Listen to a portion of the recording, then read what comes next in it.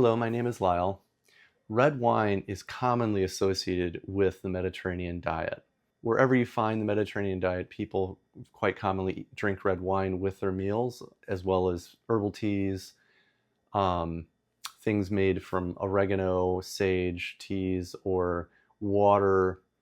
But I wanted to focus on red wine and how it can be beneficial and potentially harmful, and some alternatives. So red wine does give you a reduced cardiovascular disease risk. At least there's a number of research papers that seem to indicate that's the case. Um, and there may be a number of reasons for this. Red wine does contain polyphenols on its own that is quite high. It has a really significant quantity of polyphenols in it.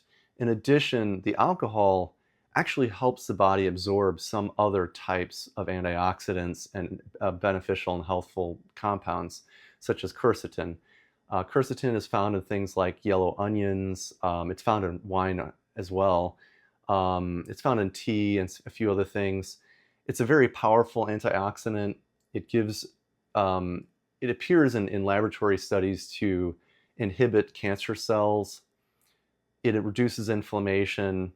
The absorption of quercetin is increased when you have wine with your meal. The alcohol of the wine actually helps quercetin be absorbed in your body up to 200% more.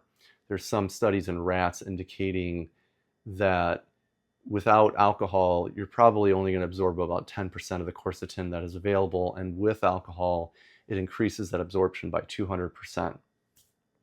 So, yeah, so there, and by getting more quercetin in your body more effectively, in a more effective form, you're probably also gaining some health benefits from that, and that may explain some of this benefit that's seen with consumption of a moderate amount of red wine with meals.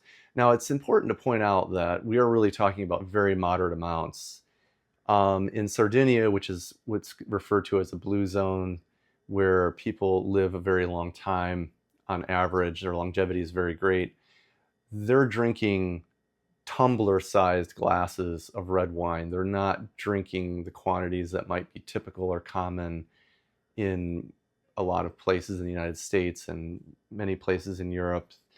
People are used to drinking a bit more than that, but we are talking relatively small amounts, and the concentration of polyphenols of these red wines they're drinking are oftentimes much greater than a normal red wine, partly because these vines, these grapevines, these vineyards are located in places where it's very dry, the soil is somewhat infertile. It's imperfect conditions for growing vines, which tends to increase the polyphenol content of the grapes that come out of that. So what you have is small quantities, tumbler-sized consumption of red wine that have 2 to 3 times the normal polyphenols of a red wine. And, people in these places do tend to have good health and good longevity. Now, I would say that there are places in the Mediterranean where people do not drink wine or alcohol and are still have traditionally eaten a Mediterranean diet for a very long time. Is not always associated with Mediterranean diet. The one thing that is always associated with Mediterranean diet is olive oil. It is that's something you cannot compromise on. But red wine is not universal by all people who have eaten a Mediterranean diet traditionally. And I don't believe it really is necessary for a Mediterranean diet. There are alternatives. Now, I personally feel that alcohol consumption kind of blunts my mind. I feel like I don't really reach my full potential if I'm personally, socially drinking alcohol, modest amounts of alcohol, even a tumbler of red wine. I feel like it does kind of degrade my mental sharpness, and I prefer not to. So I've personally looked for alternatives, and I found some alternatives that I'm very comfortable with. I do eat a Mediterranean diet, and I feel like it matches that very well. One of the alternatives that I've found is tart cherry juice. Tart cherry juice ounce for ounce, has the same antioxidant capacity as red wine. Now, red wine is loaded with antioxidants, by the way, but it has a similar ORAC level, which is a measure of antioxidants, as red wine. And so this, for example, is non-alcoholic tart cherry juice. I drink this with my meals nearly every night. I enjoy this.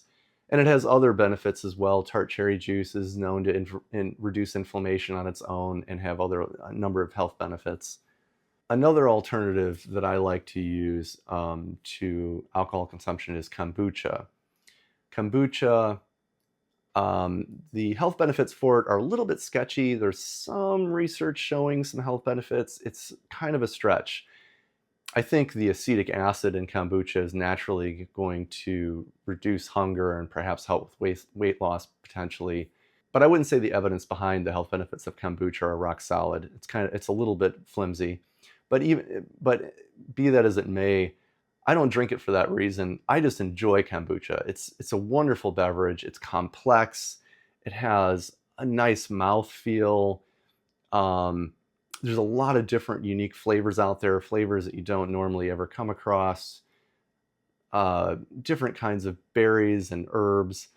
Personally, one of my favorites is this one, which has sage, mint, and rosemary. I personally like this one. This is not a, what do you call it, a sponsored video, by the way. This is just my personal opinion.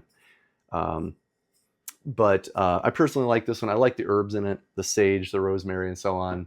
And actually, it kind of mimics a common beverage in many cultures where they eat a Mediterranean diet, which is to drink tea made of strong herbs such as sage and mint. So it kind of mimics that, but it's a kombucha.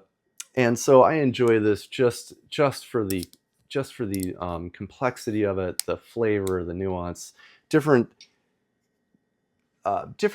flavor experiences you don't have every day, and that is something that nice wine can bring, and I feel like it brings something of that to drinking a non-alcoholic beverage. Is this non-alcoholic kombucha? I would just recommend that you look into alternatives to alcoholic drinks in the Mediterranean diet. I think there's some really good alternatives that bring a lot of health benefits. There are some modest health benefits drinking very small amounts of red wine. If you choose to do that, you're going to get a little bit better cardiovascular health, probably absorb things like quercetin flavonoids much better, which comes from different, commonly eaten foods in the Mediterranean diet. Things like onions have quercetin, and you would absorb those better. Or you can do what I do, which is get a huge antioxidant boost through tart cherry juice and some real pleasure with my meals, drinking kombucha. So I just wanted to bring that perspective to the Mediterranean diet. It is often viewed as an important part of the Mediterranean diet, and also it's often drunk in very small quantities in blue zones around the world. So with that, check it out, see what you like, and just be aware of the pros and cons. So thank you.